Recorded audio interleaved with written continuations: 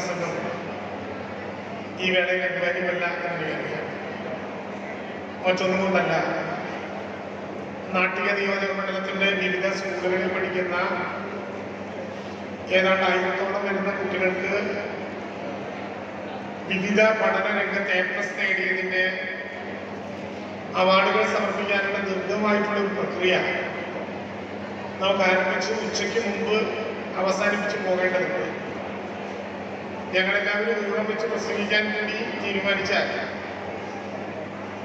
ഇപ്പോ സദസ്സിലിരുന്ന് നിങ്ങൾ പറയുന്ന വർത്തമാനം കൂടുക എന്നല്ലാതെ അങ്ങോട്ടും ഇങ്ങോട്ടുമുള്ള ഈ കമ്മ്യൂണിക്കേഷൻ വേറെ അർത്ഥമൊന്നും ഉണ്ടാകില്ല എന്ന് നല്ലതുപോലെ വിചാരിക്കും. സ്കൂളിൽ അച്ചടക്കത്തോടെ ഇരുന്നിട്ട് അച്ചടക്കം വേണ്ടതുപോലെ ഇല്ലാത്തൊരു സ്ഥലം അന്വേഷിച്ചാണ് നമ്മൾ ഓരോ കൂടിച്ചേരുന്നത്. അങ്ങനെ സ്കൂൾ പോലൊരു അച്ചടക്കം പൊതുവേദികളിൽ വേണം എന്ന അഭിപ്രായമുള്ളയാളെ ഞാൻ അങ്ങനെ അച്ചടക്കം കാണിച്ച ഒരാളുമല്ല. അതുകൊണ്ട് നമ്മുടെ ഒരു തിരക്കും പ്രയാസവും ധൃതിയുമൊക്കെ നല്ലതുപോലെ മനസ്സിലാക്കും. ഞാൻ പുതുനാട്ടന്റെ കാര്യം പറഞ്ഞുകൊണ്ടിരിക്കുമ്പോൾ പ്രിൻസായിട്ടോട് പറയുന്നു, ജീവിതത്തിൽ ഏറ്റവും കൂടുതൽ തവണ ഞാൻ വോട്ട് ചെയ്തിട്ടുള്ള ഒരു ജനപ്രതിനിധി മൂന്നാട്ടനായിരിക്കും.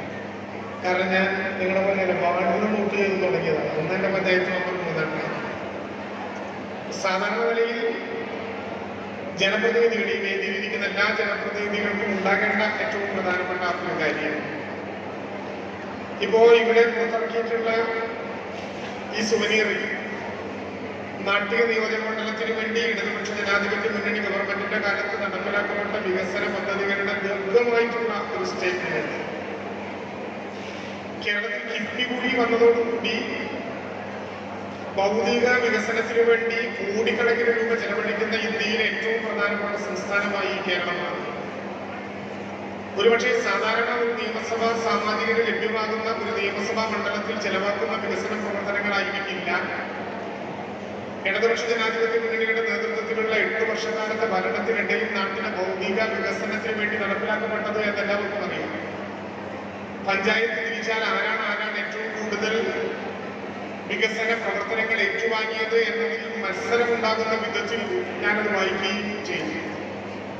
ഞങ്ങൾക്ക് എല്ലാവർക്കും അറിയാം, കേരളത്തിന്റെ നിയമസഭയിൽ ആ പറയുന്ന പ്രകാരം ഏതെങ്കിലും ഒരു വകുപ്പിൽ എന്തെങ്കിലും ഒരു ഫണ്ട് ബാക്കിയുണ്ടെങ്കിൽ അതിന്റെ ഓഹരി നാട്ടിലേക്ക് കൂടി നിർബന്ധമായി കിട്ടണമെന്ന കാര്യത്തിൽ നിർബന്ധ ബുദ്ധിമുള്ള ഒരാളാണ് നമ്മുടെ MLA. അത് സ്വാഭാവികമായിട്ടും ഒരു ജനപ്രതിനിധി കാണിക്കേണ്ട മര്യാദയാണ്. പക്ഷേ ഭൗതിക സാഹചര്യ വികസനം മാത്രമല്ല, കേരളത്തിന്റെ ഗവൺമെന്റ് ലക്ഷ്യമാക്കുന്നത് കേരളത്തിന്റെ വളർന്നു വരുന്ന തലമുറയുടെ ബുദ്ധികേന്ദ്രം മുതൽ അതിന്റെ പഠന സാധ്യത വരെ വികസിപ്പിച്ചെടുക്കുക എന്നുള്ളതാണ് ആധുനിക കാലത്ത് കേരളം നടത്തുന്ന ഏറ്റവും പ്രധാനപ്പെട്ട നിക്ഷേപം എന്ന ചിന്തയാണ് നമുക്കുള്ളത്.